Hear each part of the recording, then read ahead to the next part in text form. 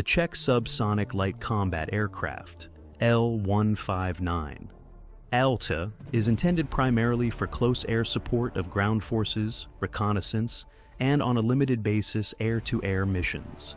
In the two-seat version, it is also used for advanced pilot training. It can carry out combat tasks not only during the day but also at night and in adverse weather conditions. Unfortunately, when someone mentions it today, most people immediately recall the large order for 72 aircraft and the subsequent storage of jets that never fully realized their potential.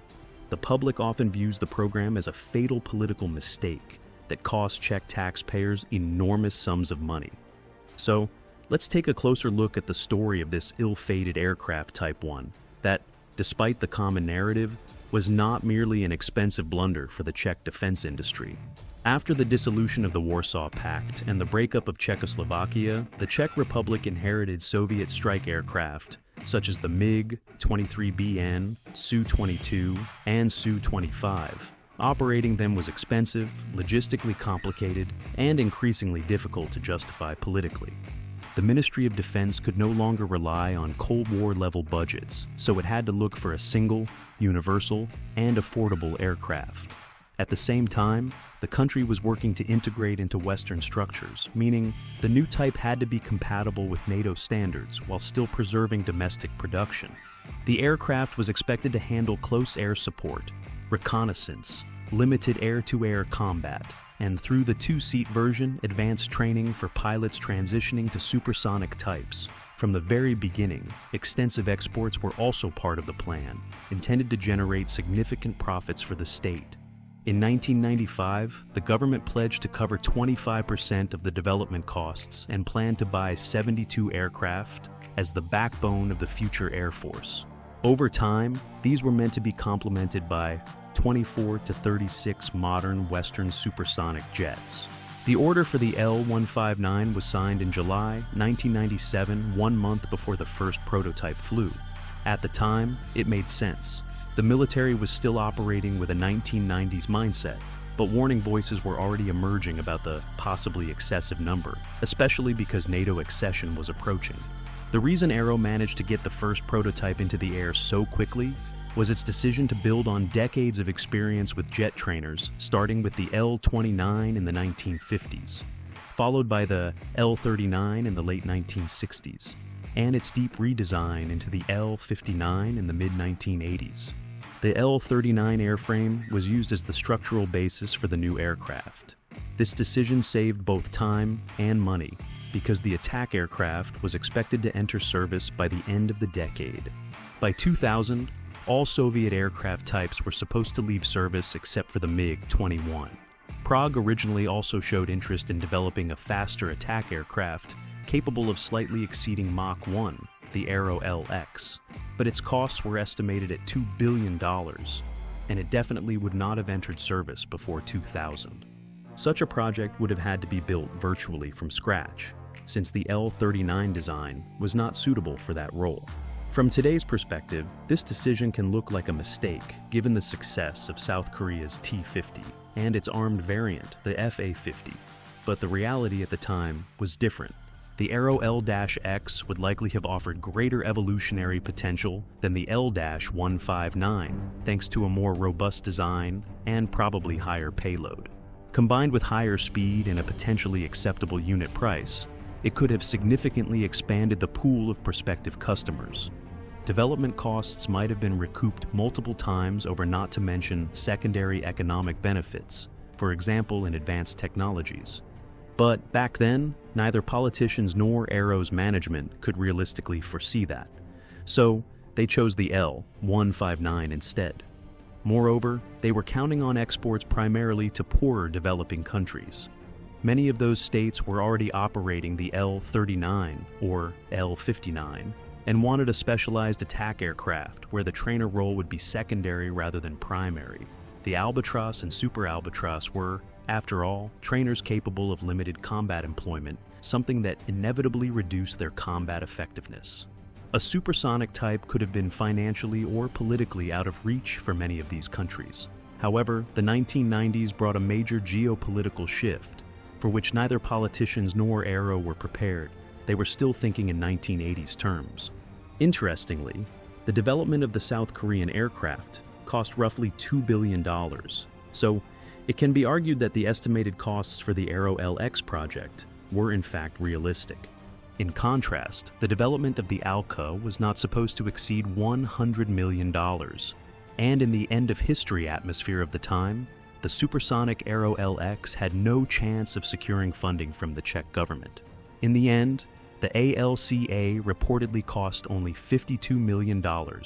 Using the L-39 airframe did save time and money, but it also meant a major compromise between price and combat effectiveness. An airframe originally designed for training has its limits, and those limits ultimately showed in full. Even so, this was not a technically outdated project. Power was provided by the American Honeywell ITEC F124-G A-100 engine with thrust of around 28 kilonewtons of course, without afterburning. It gives the aircraft a maximum speed of 936 kilometers per hour or 580 miles per hour, a service ceiling of around 13,000 meters or 42,000 feet, and a range of over 1,500 kilometers or 930 miles without external tanks. The airframe life is 12,000 flight hours. To improve survivability and pilot safety during close support of ground forces, the cockpit is lightly armored. A specially designed landing gear is capable of operating from unpaved runways, which increases deployment flexibility. This capability was also meant to significantly boost export prospects. For a mid-1990s light combat aircraft, those are respectable characteristics. In practice, they are sufficient for reconnaissance, training, close air support, and even for engaging helicopters and intercepting slower aircraft. However, its strike capability against ground targets can be fully exploited, mainly in low-intensity and partly medium-intensity conflicts. The catch is that in the 1990s, avionics were becoming the most important element of combat aircraft, and an airframe derived from the L-39 proved to be a limiting factor in that regard. That's why the ALCA, unlike the Albatros, received an onboard Grifo L radar from the Italian company Leonardo. Installing it required lengthening the aircraft, but even then the Grifo L has relatively modest performance and a small antenna.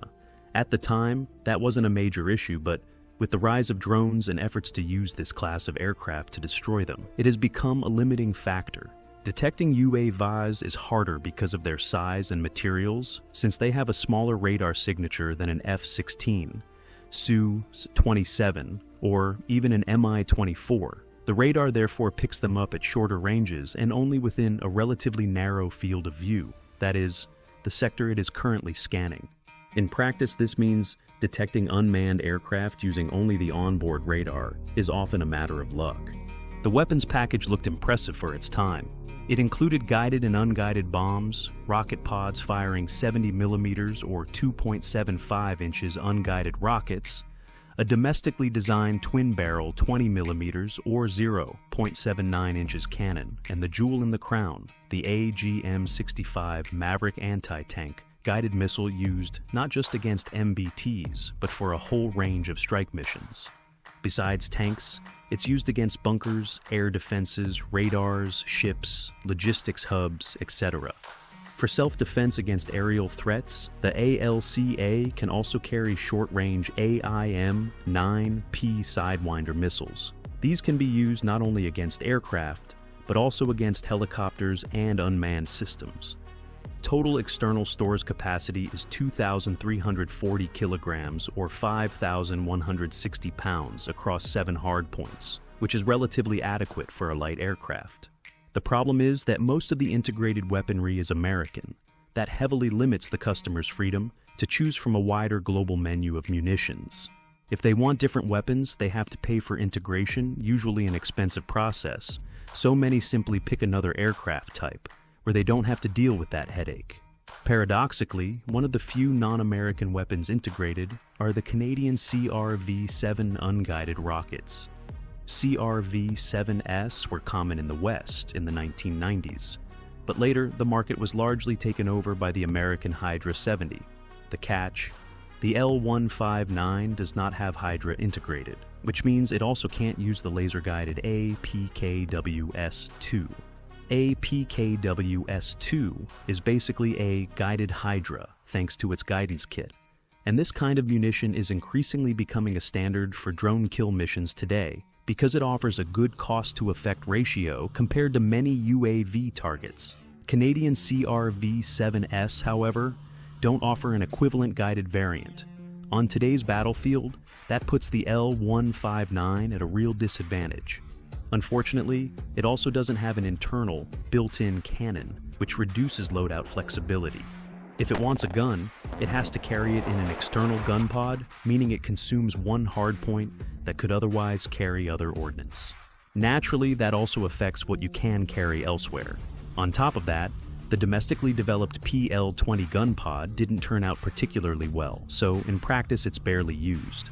So yes, on paper the armament initially looked like one of the ALCA's strengths, but locking the aircraft almost entirely into the US weapons ecosystem turned into a weakness over the following years. And ironically, today it's the non-American part of the setup that hurts its ability to act as a cost-effective UAV hunter. Because without Hydra integration, it also lacks access to APKWS II. And one more thing, even though the name ALCA might tempt you into thinking it continues the tradition of naming aircraft after sea creatures, ALCA wasn't created as a nickname. It's an acronym for Advanced Light Combat Aircraft. From a technical standpoint, the ALCA is a solid light combat aircraft capable of delivering effective fire support. But paper specs alone don't make an export hit, and that's exactly where its real weakness showed up. But we will look at it in the next video. If you liked the video, I will be glad for a like, comment, sharing, and if you like my work, I will be glad if you become a member of the channel, whom I would like to thank very much for their support. And it will also please me if you subscribe with the bell turned on, and we will hear each other at the next video. I wish you a nice rest of the day or night.